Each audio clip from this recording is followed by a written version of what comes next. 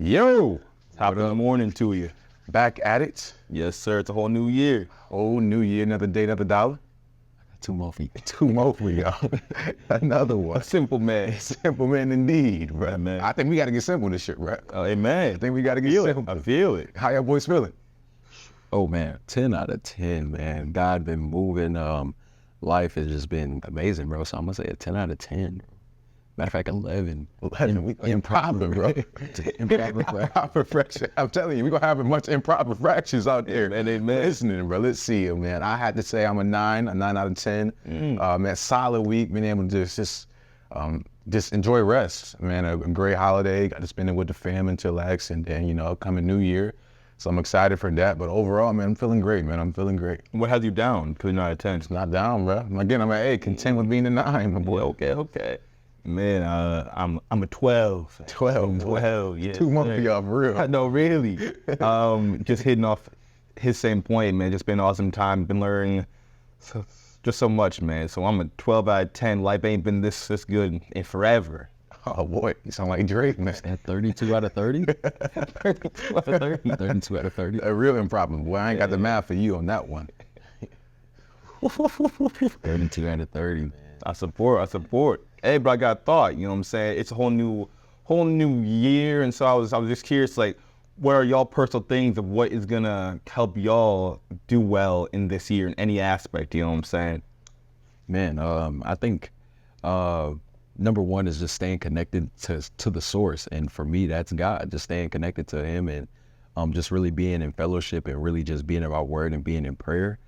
So I would say that for number one. And then number two, not looking back at the past. I think that's something that's just huge. It's just like not looking back at the things that I've done, but looking back at the things that God has done in my life. Like, man, because when I look back at what God has done in my past life, like it's all about just his love, his mercy, his just everlasting just love for me, right? But when I look back at what I've done in the past, it's just sin, shame, iniquity, like all that type of stuff. So just not looking back at the past at what I've done, but look back at the past at what God has done and look at his faithfulness. So I would probably say those two for sure, bro. No, I think that's really good because I think we can get caught up in looking in the past and holding on to things, having a lot of baggage.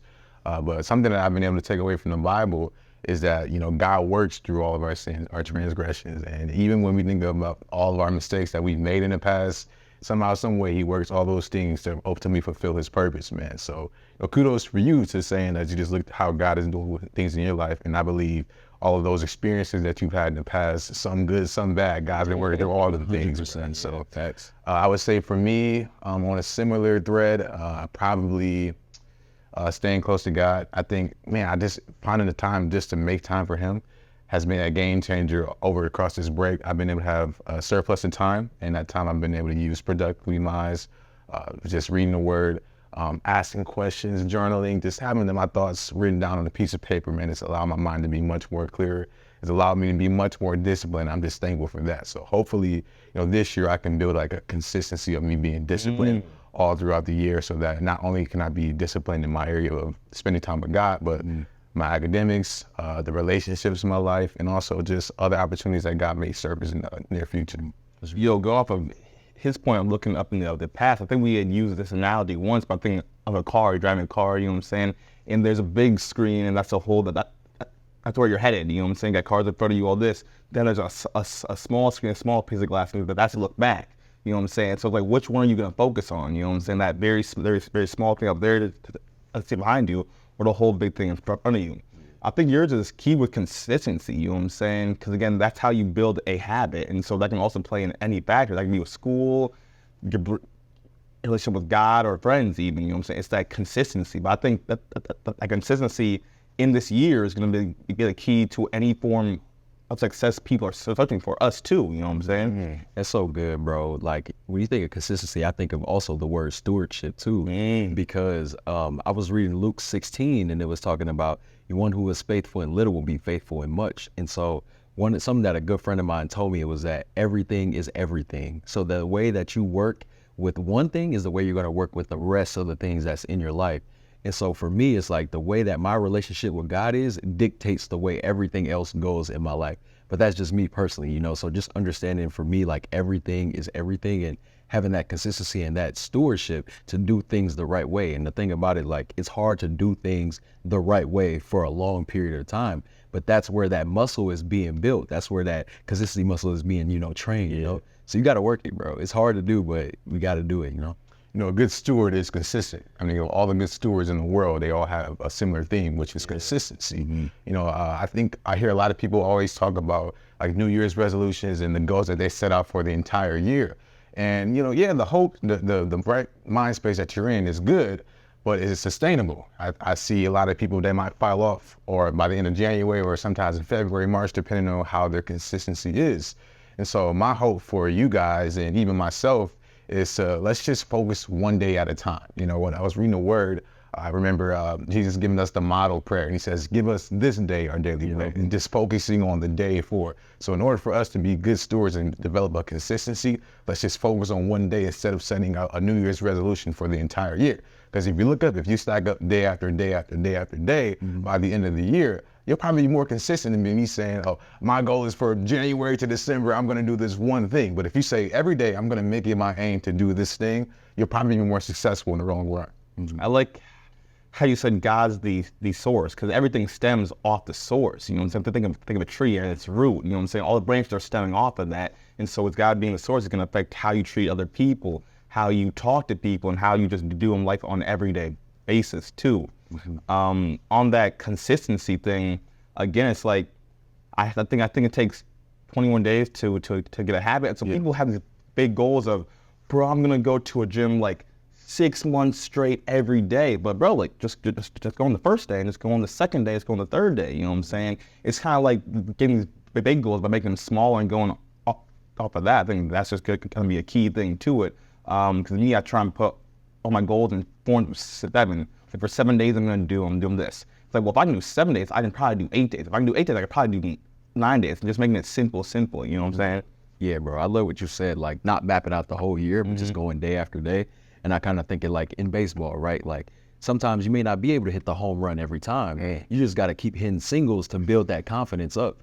And so I think hitting singles to build that confidence is great, because then you can work up to that home run to where you can possibly knock it out the park, So it's just like, man, just make sure you hitting those singles and just going consistency day after day after day, like spoon fed. Like I always, my mom always be telling me, like, make sure you take what you can eat. Like don't try to, bite off more than you can chew. And at the same time, we talked about it on the previous episode, but like counting the cost as well. So like you may say like, I want to do this for the whole year, but you don't understand what it takes to do that for the whole year. So understand what it takes to do that for the one day and do it for that one day, and then do that for the next day, then the next day, That's SpongeBob, the next day, the next day. 3 years later. The crazy part is I like that analogy with the baseball, man, because, the term that we always hear is quality over quantity, man. And I think when you develop a quality hit on a ball, you develop a consistency to where now you're more geared towards hitting that ball further and further each time you hit the ball. But if I'm always aiming to hit that home run, I'm more prone to strikeouts, man. And so I think, like you said, every day should be a single day, a single set of goals, and then do that a day after day after day after day and see where God can take after that. I thought about another story in the Bible with the Israelites, right? And every day as they were heading into the promised land, God gave them manna. He gave them manna and water, man. But he only gave them for that specific day. It wasn't like, I'm gonna give you a week's worth of manna, I'm gonna give you a month's worth of manna. Like, nah, you were supposed to eat the manna for one day, and if you tried to store it the next day, it was gonna go bad. Right. So for us, man, I think, listen, we had to prioritize and setting goals for one day, and then another day, and then another day, each day as its brand new day. And so I think it'd be helpful for us to focus on the quality so that we aren't striking out every time we set a new goal. I was here just thinking on that on the dependency, you know what I'm saying? Because they had to depend on God each day. But what that did is it kept that bond there, because they had to go to him each day or thank him each day or pray for the next day's food, you know what I'm saying? Yeah. If you talk to someone every day, man, that's going to get a good bond going. It's the same way if you're spending time with God every day, it's going to get a good bond going. But once you slip up on one day, then you might slip up on 2 days. Now all of a sudden you're 4 or 5 months and you haven't spoken to him, God, that can be a problem. On this baseball thing, I was thinking of me, because there's so many times where I've been up to him bat, and I've only been focused on home runs. A lot of people think if this isn't a home run, I just lost the whole game. I just lost being up at bat. I think that there's beauty in the singles, beauty in the doubles, you know what I'm saying? But again, it's kind of that I'm thinking of what's your perspective. And it's also cool if someone's saying doubles after they've only hit singles for a super long time. But you said it builds up, what? Confidence. It builds up confidence. Yeah. I'm like, it's a C word. Build that confidence up. Nah, for sure, bro. Yeah, so I want to ask you guys, man, year of 2023, man, what's been some of the biggest things that you guys have learned too, bro, just that year? Because it was long.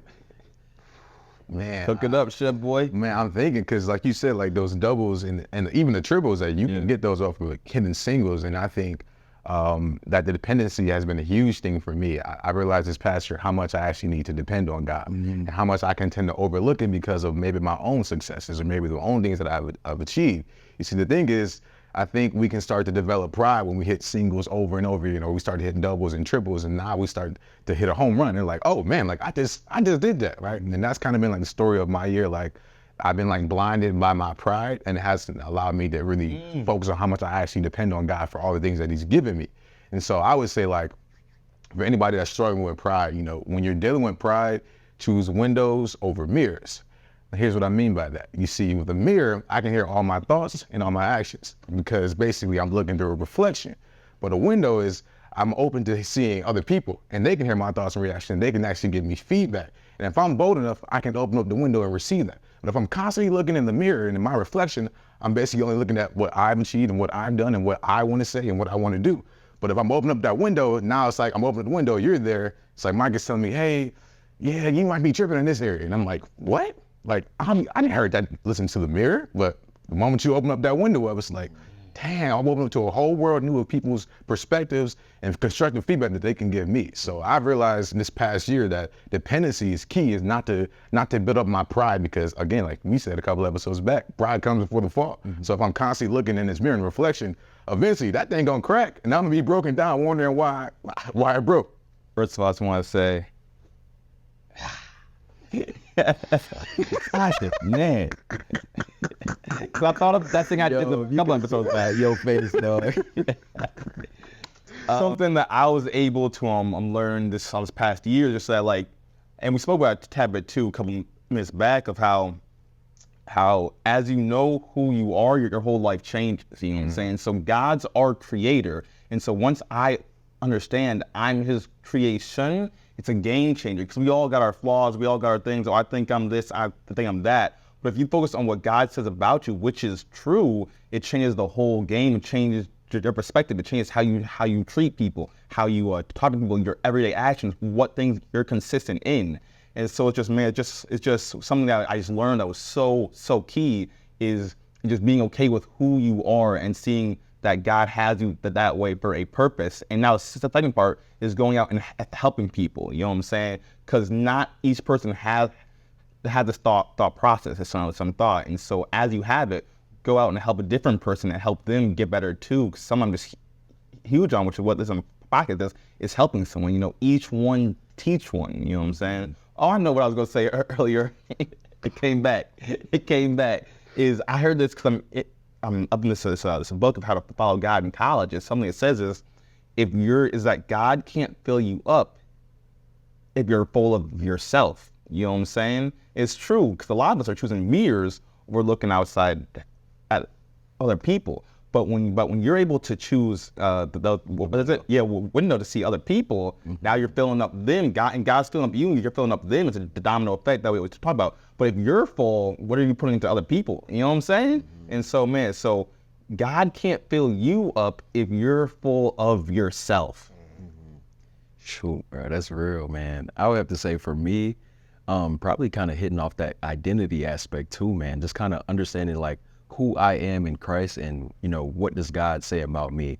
And I think something that, you know, a lot of us get caught up in is, you know, what people say about me. What do social media say about me? What does anybody else say about me, instead of understanding what does God say about me? And I think just this past year, I was just like, man, like I truly get to understand, you know, the more I understand God's identity and His character, the more I understand my identity and my character. And that character has grown as I got closer to Him. So I would definitely just say just identity, and like once you, like you said, like once you know who you are, you're also able to help others around you so they can see you, you know, with that mask off, and you can actually be who you are. So I would definitely have to say the identity aspect for sure, bro. I think in a similar boat with both of your points of knowing who you are. I also want to connect back to the story in the Bible where, Jesus is entering the wilderness, right? And, he's getting tempted by Satan, and Satan's trying to take him to all these different places. And he takes him up on the mountaintop. He says, I can give you all of this if you just come follow me. But Jesus knew who he was, man. I think that was so key, because in a situation where we can, see all the mountaintops or see all the things that the world has to offer, we have to know who we are, and we have to know who we're called by. So Jesus, man, like the crazy part about it, like he actually didn't say the words I am until after he left the wilderness. And so when he came back down from the mountain after the devil was testing him, like I believe he knew who he was before he even was presented that offer by Satan. And I think that's how it should be for us, because we're going to be presented with a lot of distractions in this world. But it's important to know who we are and who that we serve, man, because if I'm blinded by what I just perceive that Satan can give me, then I'm going to chase those things, and ultimately I'm going to fall from that mountaintop, man. I'm going to hit them rocks, bro. Ain't no angels going to come get me, because I'll be on the rocks, bro. But if I can, chill out and know and understand who God says I am and understand who he is, now I have a better understanding of what I am, and I don't actually have to chase the things that society tells me that I have to chase. A key thing too that the past years kind of also taught me is like, what am I going to let in? You know what I'm saying? What songs am I going to let in? What people I'm going to let in? What thoughts am I going to let in? Because the thing that come in and boils up, and then it comes out. And so if someone's trying to be a nicer, kind-hearted person, they have to let kind-hearted stuff in. And so again, what songs are you listening to? Something that I'm huge on is the social media. I've been off that. I'd say also, bro, for 2024, I think a key thing for it is take some breaks from social media, bro. Maybe it's just a couple days or something. Maybe it's a whole week. Maybe it's all summer. But I think it's key that we take some breaks, because what we're letting in is a huge effect. It changes everything that we do. And so something else that has been huge for me is what I'm letting in. And me personally, I'm letting in positive things. I'm listening to certain podcasts. I'm listening to certain songs. I'm hanging out with certain people. You know what I'm saying? Yeah, bro. I think to hit off that too, like what you were saying, just kind of remind me of Matthew when Jesus talks about our eyes being the lamp of the body, bro.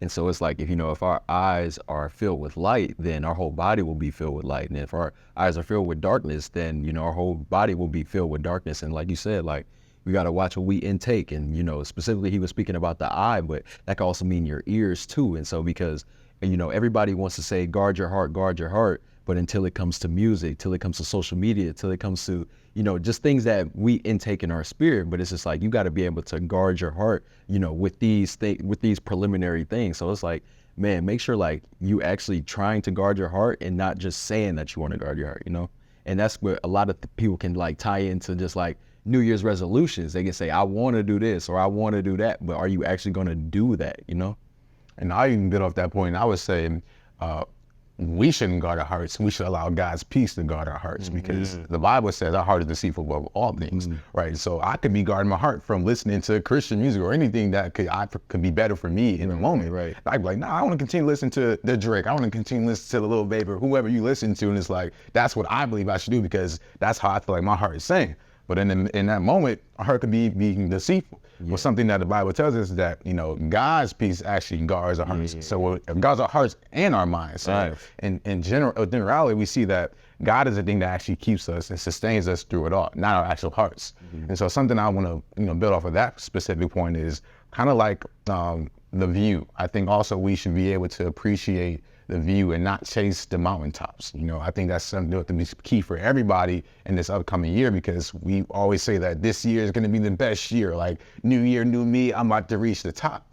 But what if God doesn't want you to reach the top? And I'll say this, sometimes summits cause us to plummet, right? We get to the top of the mountain, man, and now, the air is a little bit thinner, man, and I don't think the summit is actually sustainable for a long period of time, man. And so you get up there and the air starts to get a little bit thin, and now it's hard to breathe. And you wonder why you're more prone to falling off, because you can't have any oxygen up there. But if you're able to enjoy the view and enjoy like the hill of it, now you'll be able to appreciate the mountaintop when it's offered to you or when it's rewarded to you in that specific moment. But if you appreciate the hill, allow God to guard your heart and mind, now you'll be able to appreciate what God has taken you from, maybe the valley, or maybe you've just been in another part of the hill. I think also, this is for the Christians too. I think it's key that we are in the spot that God, he wants us to be, you know what I'm saying? So on this mountaintop thing, maybe God doesn't want you up on the mountaintop yet because you don't have your oxygen tank, you know what I'm saying? The mountaintop isn't that cool if you don't have an oxygen tank, because you're actually just suffering, although you're on the mountaintop. And so I think it's very key that it's like, okay, again, you got to talk to him, God, it's that consistency there, but like, hey, God, you're wanting me where, or how can I do my best in the spot that I'm at to get to the next place that I'm going. But certain places aren't cool if God doesn't want you there. Again, the mountaintop not having oxygen or different things to it. So I think it's key just to stay focused on God. Again, for the Christians, stay on focus up on God and follow Him, and be where He's pointing you at. You know. What is saying for the non-Christians there? Well, if you're not focused on God, then what, you know what I'm saying? I feel like I gotta give us some advice. You're not focused on God. We only having a new year for the Christians? Find God. If you're not focused on God, find God. That's crazy, bro. That ain't crazy, bro. That's real, bro. That's real. You ain't focused on God, find God. Nah. But on non-Christian, this is always my thought process, and my thought too, and my question, I guess, is like, is what you're doing really helping you? You know what I'm saying? I love to ask non-Christians, that people that aren't focused on God, like, is chasing girls or chasing money, like, is it really helping you? I've had this awesome experience where I'm talking to people that are very rich, people that are famous, top models, top actors and stuff. And it's like something that I've loved by talking to all of them, is that all of them say, like, it isn't that cool. You know what I'm saying? These things really didn't change who I was. I was talking to someone who wasn't famous in college, didn't college, wasn't famous. They started making songs, they started being famous after college. And he said, back in college, I thought I would be cool once they had these girls and $1 million. And he talked about having a Porsche and having a house, you know, in California, all this. It's like, it didn't really change his life at all. It just pushed everything that he was higher. So when he was sad, it only made him higher levels of sad because he was just him alone, you know what I'm saying? So my question that I always love asking people is what you're doing currently helping you, and is it really having you be content? Is it causing peace? You know what I'm saying? Yeah, real. I think to build off the top of like not chasing the mountaintop too, I think just enjoy where God has placed you at, just kind of what you talked about. And I think, you know, specifically for Christians, there's a lot of people out here, you know, chasing a relationship was like, you know, understand like singleness is a gift. And like a lot of people overlook that, because once you got to wake up and be obligated to send somebody a good morning text, you might not like it after a long amount of time, you know? So it's like, man, you better delight in this peace that you have with God now and really build that strong relationship with Him now, because a lot of people are too busy, like, you know, chasing that, but they're not spiritually mature to handle that. So it's like, man, why would you chase something that you're not spiritually mature enough to handle? And I think, like, you know, that comes from people being on social media or seeing other people, you know, other people's relationships. So essentially comparison. But when it's like, dude, like, forget that comparison. Like, see what God is doing in your life right now. Like, look at the gifts that God has given you right now. And how are you going to use those gifts? Are you going to squander those gifts, you know, chasing a mountaintop? Or are you going to utilize those gifts by delighting in where you're at right now? You know, that's so dope that you said that, man. I'm thinking of singleness, and singleness is like time. Like, once it's gone, you can't get it back. You know what I mean? I think when we're focusing on singleness, we should appreciate while we still have it, right? Because maybe one day you do end up getting married and, you know, you have a family or whatever, that you'll never have the time that you have right now. So use your best, like we said earlier, to steward it properly, to steward it well, and allow God to help you use the gifts in a way that best honors Him. And I also think on the lens of comparison, it's like, you know, I think a lot of people desire relationships because of what they see on the social media, which is why we need to take the brakes off. I think I felt prone in some positions like, do I need to go, you know, reach out to somebody, go hit up one of these girls and see if I want to make a relationship right now? But that's because I was constantly scrolling through my feed and seeing people in relationships, people getting engaged, people taking all these pictures, and I'm like, oh, this is what I'm intaking in. Well, shoot, maybe I need this in my life. But when I've been able to take breaks and get off social media, I realized this isn't actually what I desire. And what I actually desire is the love of God. And so I would say the comparison aspect is, you know and watch or listen or pay attention to what you're watching, because that can influence directly what you're doing in that moment or directly how you're thinking.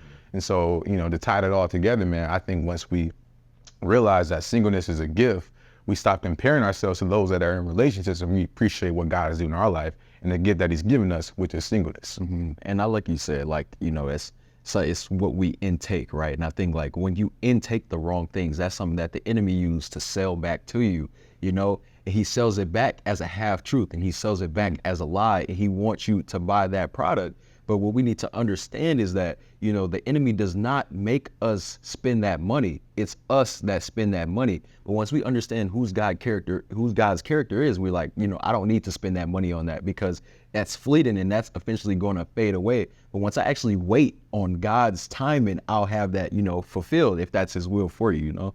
I think a point that's inside a lot of these things is not being content. You know what I'm saying? So we want a relationship because we're not content being single. But we're not content being single. What makes us think that we're going to be content being in a relationship? Also, then we're kind of bringing our uncontentness into that bond, that relationship with this other person. Then we're rubbing that off on them. And so now you have two people who are not content in the relationship. So now you're just gonna go around hurting people, you know what I'm saying? And so I think, man, if we're content being single, how much of a game changer can that be? Then if you're fine and she's fine, come together, now you're helping each other out in a positive way, you know what I'm saying? So, man, but we gotta do a whole other episode. That's on relationship building is part 2. Hey, we gotta do a whole other episode on that. They cancel us.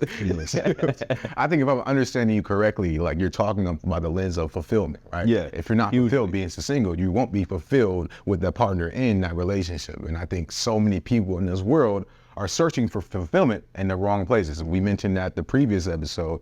And so we can learn how to get content with just being by ourselves, man. We won't actually depend on our partner so much for our fulfillment or our contentment. In reality, we should be depending on God because he's the only one who can fulfill us. He's the one that offers us the living water that quenches our thirst. Instead of going to thirst out, hey, Micah, you got a drink, or hey, Joshua, you got a drink for me, and just looking at all these wrong places that I will never quench that thirst.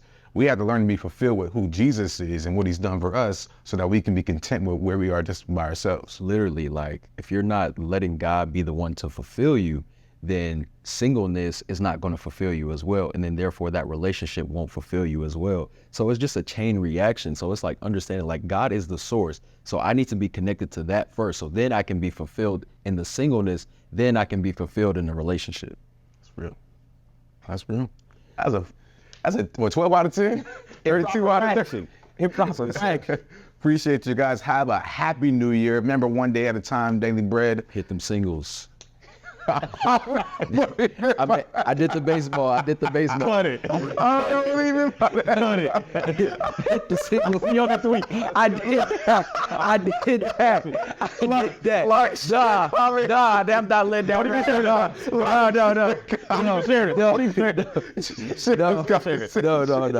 I'm not letting that slide. I said hit the singles. Yeah, say bye. Say bye. We got to